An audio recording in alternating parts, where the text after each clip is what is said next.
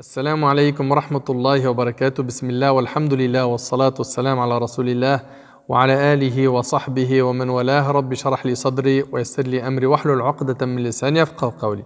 Mes frères et sœurs, aujourd'hui avec l'aide d'Allah tabaraka wa ta'ala, notre thème est pourquoi jeûnons-nous le mois du Ramadan? Pourquoi est-ce qu'on jeûne? Faut que tu te poses cette question. Est-ce qu'Allah tabaraka wa ta'ala nous a demandé de jeûner pour nous priver des choses qu'on aime et c'est tout? Allah Azza wa Jal veut-il pour nous la souffrance par l'obligation du jeûne? La réponse bien sûr est non, car Allah Tabaraka wa Ta'ala est le clément, le miséricordieux, le généreux. Une personne pourrait se demander pourquoi est-ce qu'on jeûne? Et il faut que tu te poses la question. Nous jeûnons, mon frère ainsi que toi ma sœur, pour obéir à Allah Azza wa Jal qui nous a ordonné de jeûner dans son livre. Nous, en tant que musulmans, lorsqu'Allah Tabaraka wa Ta'ala nous ordonne une chose, notre réponse est « Sami'na wa ata'na ». Nous avons entendu et nous avons obéi. Lorsqu'Allah Tabaraka wa Ta'ala nous ordonne une chose, on se doit de l'obéir, même si on ne connaît pas la raison, même si on ne connaît pas la sagesse. Malheureusement, beaucoup de gens fonctionnent d'une mauvaise manière avec le dîn d'Allah.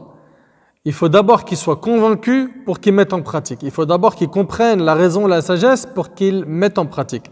Mon frère ainsi que toi ma sœur, c'est pas comme ça qu'on doit agir. Quand l'ordre vient d'Allah, quand l'ordre vient du messager d'Allah sallallahu alayhi wa sallam, on obéit tout de suite. Même si on ne comprend pas le pourquoi. Même si on ne sait pas quelle est la sagesse de cet acte.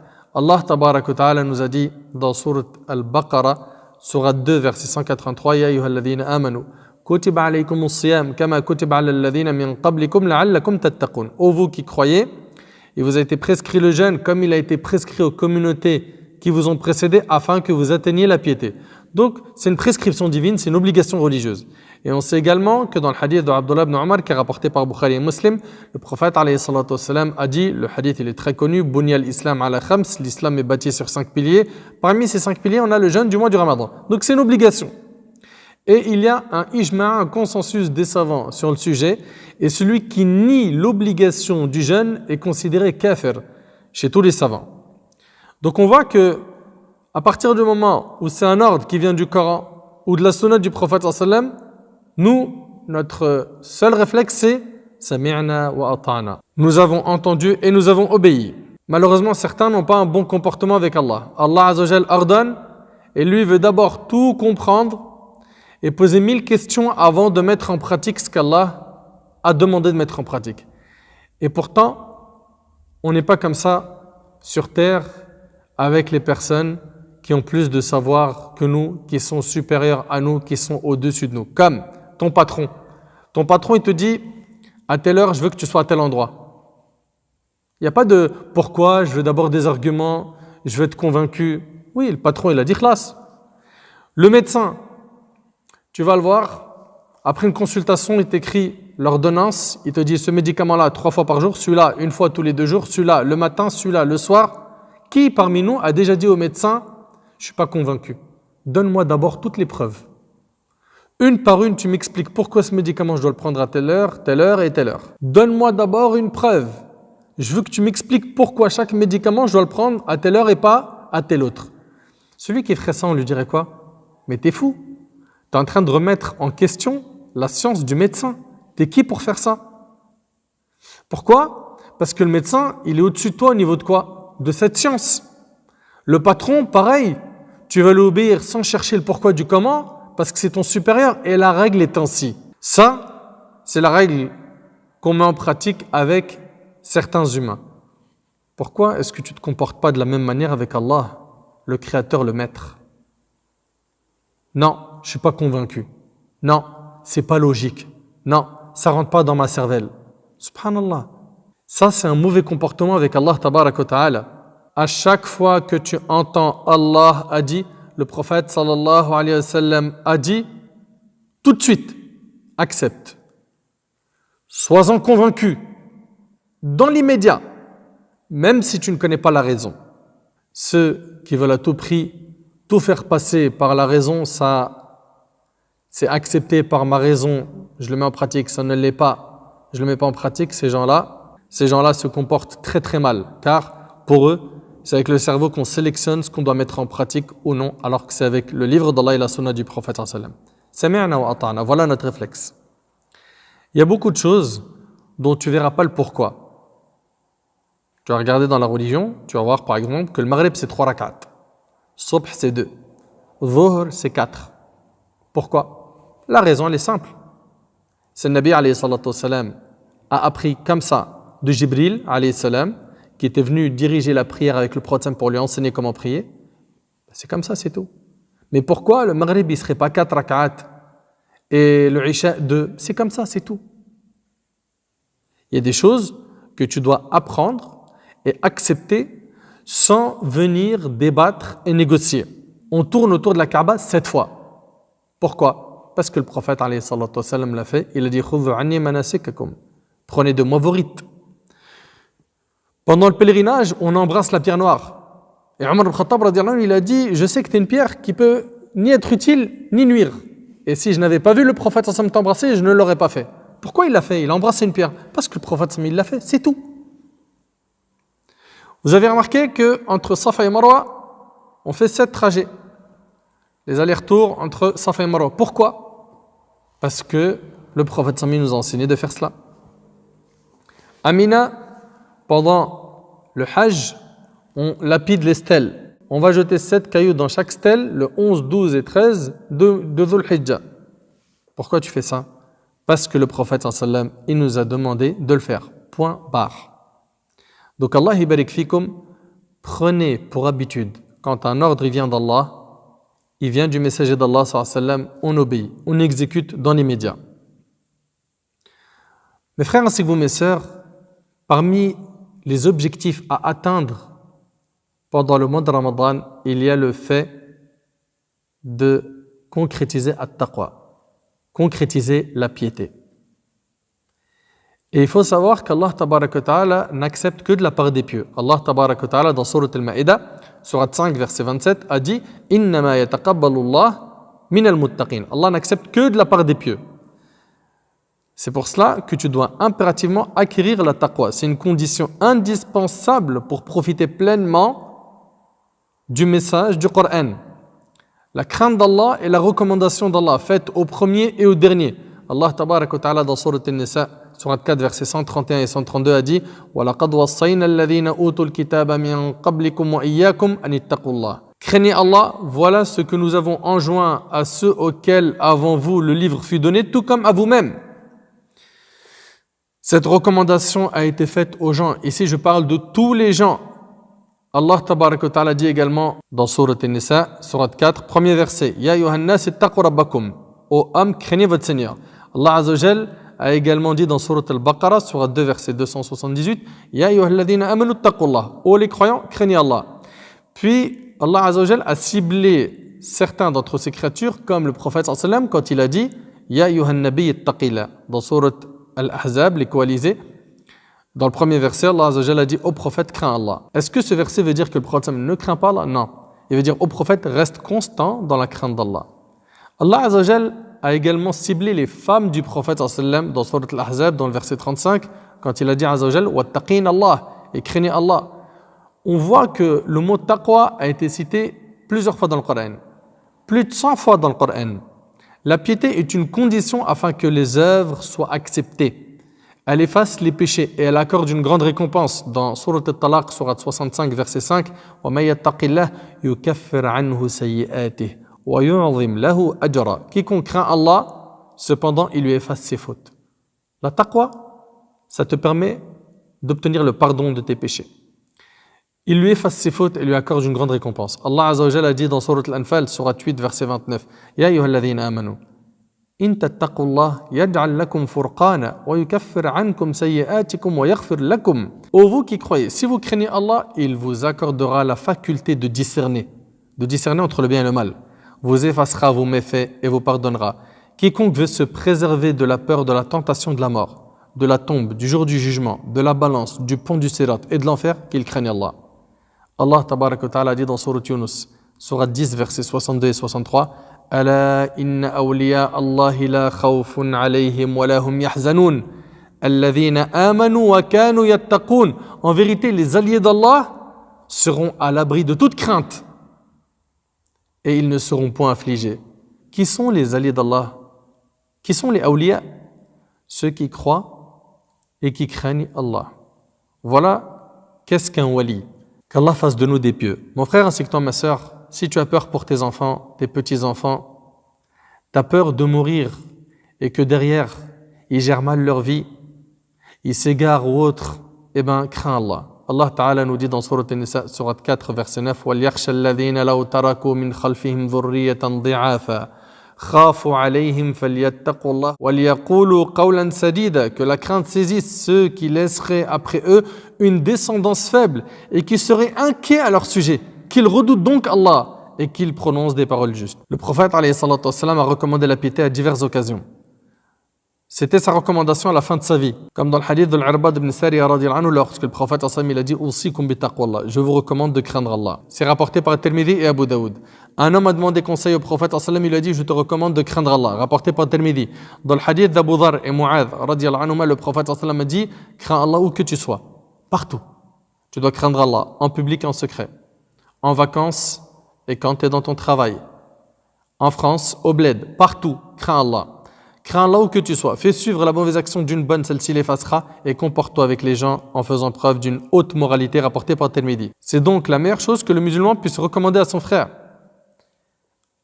Nous, quand on jeûne, on a pour objectif d'atteindre la piété, qui est une garantie pour nous, et pas n'importe laquelle. Maintenant, le mot piété, que signifie-t-il? La piété, mes frères ainsi que vous, mes sœurs, c'est faire ce qui est obligatoire et délaisser ce qui est interdit. Voilà en résumé. Faire ce qui est obligatoire, délaisser ce qui est interdit. Concernant les définitions de nos ancêtres, il y en a plusieurs. Abdullah ibn Mas'ud radiyallahu anhu, il a dit حق التقوى أن يطاع فلا يعصى أن يذكر فلا ينسى وأن يشكر فلا يكفر.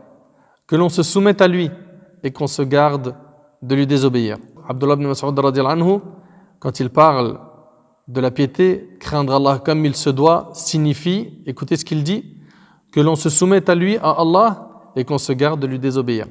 Qu'on se souvienne de lui et qu'on ne l'oublie pas, qu'on lui exprime de la reconnaissance et qu'on ne soit pas ingrat envers lui. Beaucoup de gens pourraient se dire, oui, mais mon frère, faire ce qui est obligatoire, délaisser ce qui est interdit, mais nous, on n'est pas des anges.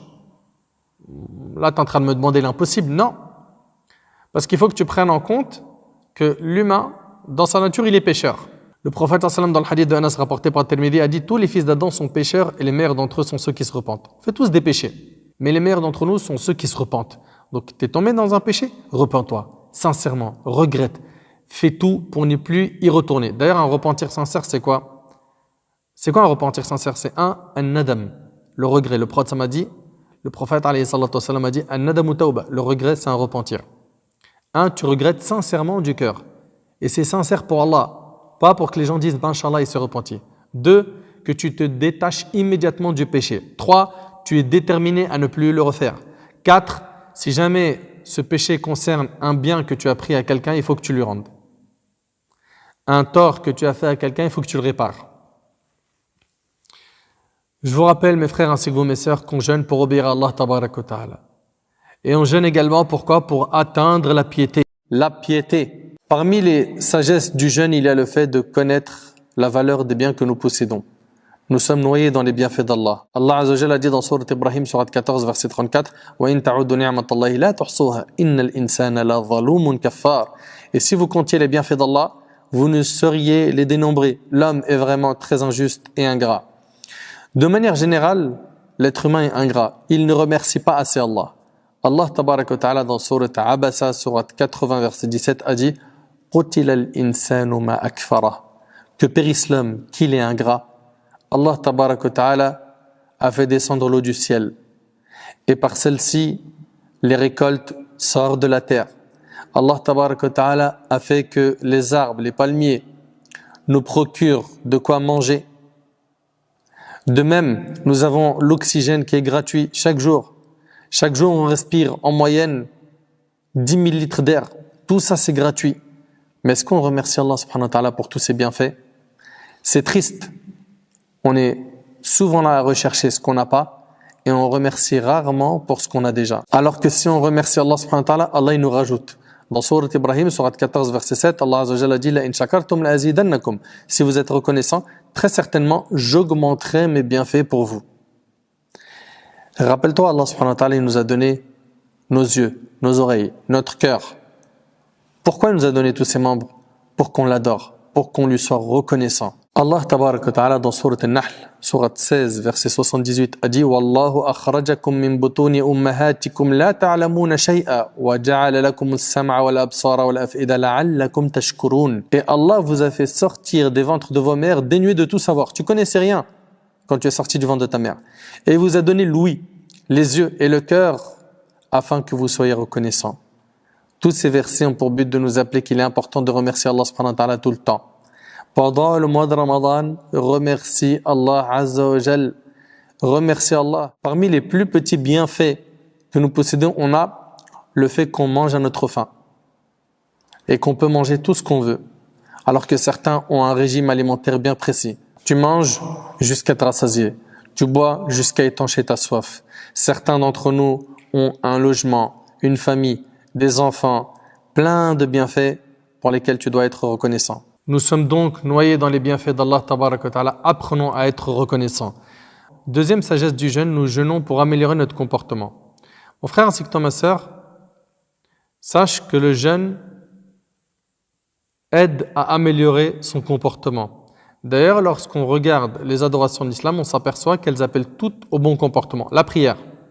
Allah Ta'ala nous dit dans Sourate Al-Ankabut, Sourate 29, verset 45, « Inna salata tanha anil fahsha'i wal munkar » La prière préserve de la turpitude et du blâmable. Donc en vérité, celui qui prie, il cède par le biais de cette prière de s'écarter de la turpitude et du blâmable, de la grossièreté, des mauvaises paroles, des mauvaises actions, etc. La zakat, Allah Ta'ala nous dit dans Sourate At-Tawbah, Sourate 9, verset 103, « Khudh min amwalihim sadaqatan tutahhiruhum wa tuzakkihim biha » Al-Aya. Prélève de leurs biens une sadaqa par laquelle tu les purifies et les bénis. C'est le prophète, les purifie de quoi? Du bon comportement. Le comportement se purifie par l'aumône. Le jeûne. Dans le hadith d'Abi Huraira qui est rapporté par Bukhari et Muslim, le prophète a dit quand l'un de vous est dans son jour de jeûne, qu'il s'abstienne de dire des grossièretés et d'élever la voix. Si quelqu'un l'injurie ou le provoque au combat, qu'il dise « Je suis en état de jeûne ». Inni sa'im, n'est-ce pas? Donc on voit que le jeûne aussi aide à quoi? À améliorer le comportement. Le hajj, dans Sourate Al-Baqarah, Sourate 2, verset 197, قال تعالى, Allah Azza wa Jalla dit الحج أشهر معلومات فمن فرض فيهن الحج فلا رفث ولا فسوق ولا جدال في الحج الآية. Le pèlerinage a lieu dans des mois connus. Si l'on se décide de l'accomplir, alors point de rapport sexuel, point de perversité et point de dispute pendant le pèlerinage. Donc on voit ici que toutes les adorations aident à quoi? À améliorer son comportement. Pendant le hajj, tu sais que tu es dans l'école de la patience. Tu dois patienter face au tort et au mauvais comportement des gens. Et parmi les missions les plus importantes du prophète, il y a l'enseignement du bon comportement. Il dit, alayhi salatu wassalam, dans le hadith d'Abi Huraira rapporté par Ahmed, « J'ai été envoyé pour parfaire les nobles caractères. » Et il a dit dans le hadith de Jabir rapporté par Tirmidhi, alayhi salatu wassalam, « Ceux d'entre vous que j'aime le plus, regardez, ceux d'entre vous que j'aime le plus, et qui seront assis le plus près de moi le jour de la résurrection, sont ceux d'entre vous qui jouissent de la meilleure moralité, qui ont le meilleur caractère, rapporté par At-Tirmidhi. Subhanallah. Donc parmi les sagesses du jeûne, il y a le fait, on vous a dit, de se rappeler des bienfaits d'Allah, d'améliorer son comportement, et il y a également le fait de gagner le paradis. Donc tu jeûnes, tu dois te rappeler des bienfaits d'Allah, améliorer ton comportement et également faire le nécessaire pour gagner le paradis. Pour gagner le paradis et être préservé de l'enfer. D'ailleurs, il y a une porte du paradis qui s'appelle Rayyan. Cette porte-là, il n'y a que les jeûneurs qui entreront par cette dernière, comme dans le hadith rapporté par Bukhari et Muslim selon Sahl ibn Sa'd. Et selon Abu Sa'id al-Khudri, le prophète a dit « Chaque fois que quelqu'un jeûne un jour par amour d'Allah, Allah éloigne à cause de ce jour son visage du feu de l'enfer d'une distance égale à ce qu'on parcourt en 70 ans. » Allahu Akbar. C'est immense. Un jour jeûné, Allah t'éloigne de l'enfer d'une distance de 70 ans. Et c'est rapporté par Bukhari et Muslim. Et n'oublie pas que quand on jeûne, notre invocation, elle est exaucée. Selon Abu Hurayra radiyallahu anhu, le prophète sallallahu alayhi wa sallam a dit, il y a 3 invocations exaucées. L'invocation du jeûneur, celle de l'opprimé et l'invocation du voyageur, rapportée par Al-Bayhaqi. Nous jeûnons également pour gagner la récompense de la nuit du destin. Allah tabaraka wa ta'ala a dit dans Surat Al-Qadr, Surat 97, dans le premier verset jusqu'au dernier, بعد أعوذ بالله من الشيطان الرجيم بسم الله الرحمن الرحيم إنا أنزلناه في ليلة القدر وما أدراك ما ليلة القدر ليلة القدر خير من ألف شهر تنزل الملائكة والروح فيها بإذن ربهم من كل أمر سلام هي حتى مطلع الفجر. Nous l'avons certes fait descendre, c'est-à-dire le Coran, pendant la nuit du destin. Et qui te dira ce qu'est la nuit du destin? La nuit du destin est meilleure que 1000 mois. Allahu Akbar. La nuit du destin est meilleure que 1000 mois. Durant celle-ci descendent les anges ainsi que l'esprit, c'est-à-dire Jibril, par permission de leur Seigneur pour tout ordre. Elle est paix et salut jusqu'à l'apparition de l'aube. Anas ibn Malik radiyallahu anhu a dit, quand le mois du Ramadan est arrivé, le prophète sallallahu alayhi wa sallam avait dit, ce mois vous est venu, dans lequel se trouve une nuit qui vaut mieux que 1000 mois. Celui qui en est privé de tous les biens et n'est privé de bienfaits qu'un déshérité. Et c'est rapporté par Ibn Majah. Celui qui fait les efforts nécessaires pendant cette nuit, Allah lui offre une récompense de plus de 1000 mois d'adoration. Nous jeûnons afin de nous faire pardonner nos péchés. Vous savez que les 5 prières obligatoires, du vendredi au vendredi et du ramadan au ramadan suivant, font absoudre ce qu'il y a entre eux comme péché si toutefois on a évité les plus grands, rapportés par Muslim dans le hadith d'Abi Hurayra. Nous jeûnons pour apprendre à maîtriser nos passions et à nous renforcer, être plus forts. On remarque que pendant Ramadan, du Fajr jusqu'au Maghrib, on s'abstient de manger, de boire et d'avoir des rapports avec sa propre épouse. C'est donc une occasion pour s'entraîner et vaincre nos passions. Nous jeûnons afin de nous unir et de préserver cette union. On remarque que pendant Ramadan, l'union des musulmans est forte. Et malheureusement, après Ramadan, elle faiblit. Nous sommes une seule communauté. Nous devons nous accrocher au câble d'Allah subhanahu wa ta'ala ensemble, au din d'Allah. Ne soyons pas divisés. Certains d'entre nous n'aiment que la division. Faire des groupes, parler sur le dos des gens, etc., etc. Nous jeûnons pour gagner l'intercession le jour du jugement. Le prophète sallallahu alayhi wa sallam a dit, le jeûne et le Coran intercéderont en la faveur de leur auteur. Si tu veux être un gagnant le jour du jugement, jeûne. Jeûne bien. Jeûne comme il le faut. Et lis le Coran. Le jeûne dira, ô Seigneur, je l'empêchais de manger et de boire en journée, laisse-moi intercéder en sa faveur. Et le Coran dira, ô Seigneur, je l'empêchais de dormir la nuit, laisse-moi intercéder en sa faveur, et ils intercéderont. Rapporté par l'imam Ahmad et d'autres. Nous jeûnons également pour ressentir la douleur des pauvres. Ça fait partie des hikam, des sagesses. Ce n'est que lorsque tu as faim que tu comprends ce que vivent certains de nos frères et de nos sœurs partout dans le monde. Et bien sûr, une fois que tu auras compris cela, il faudra que tu bouges. Comment? Par tes dons, tes sadaqat, cette adoration qui est le fait de faire des aumônes. Faire des dons, c'est une adoration de faire des sadaqat. D'après Zayd ibn Khalid radiyallahu anhu, le prophète sallallahu alayhi wa sallam a dit, celui qui nourrit un jeûneur aura la même récompense que lui, rapporté par Nasaï. Donc essaye de nourrir des jeûneurs pour avoir la récompense de leur jeûne. Bien sûr, la leur ne sera pas diminuée. Nourris les gens qui sont dans le besoin. Aide-les. Et n'oublie pas le hadith où le prophète sallallahu alayhi wa sallam a dit, quiconque en ce bas monde a allégé l'affliction d'un croyant, Allah allégera son affliction au jour du jugement. Quiconque secourt un homme dans la gêne, Allah le secourra en ce monde et dans l'autre. C'est la partie que je voulais vous citer dans ce hadith qui est rapporté par Muslim selon Abu Hurayra. Et n'oublie pas que le prophète sallallahu alayhi wa sallam a dit, les gens les plus aimés d'Allah sont ceux qui sont le plus utiles aux autres. T'es utile toi? Si tu ne l'es pas, rends-toi utile. Et le hadith il est rapporté par Tabarani. Bien sûr, dans tout cela, tu retiendras surtout que l'on jeûne car Allah nous l'a demandé. On se doit, mes frères et sœurs, d'obéir à Allah, mais surtout de faire ce qui nous a été demandé avec plaisir. Bien sûr, je sais que ce n'est pas facile pour certaines adorations, certaines actions, mais le paradis d'Allah tabaraka wa ta'ala, tu ne l'auras pas gratuitement. Il faut que tu fasses des efforts et des sacrifices, qu'Allah azza wa jalla nous facilite de mettre en pratique notre religion et qu'il nous facilite d'œuvrer dans la piété jusqu'à notre dernier souffle. أسأل الله سبحانه وتعالى أن ينفعني بما قلت وأن ينفعكم بما سمعتم هذا ما أعلم، والله عز وجل أعلى وأعلم. سبحانك اللهم بحمدك، أشهد أن لا إله إلا أنت، أستغفرك وأتوب إليك. جزاكم الله خير، والسلام عليكم ورحمة الله وبركاته.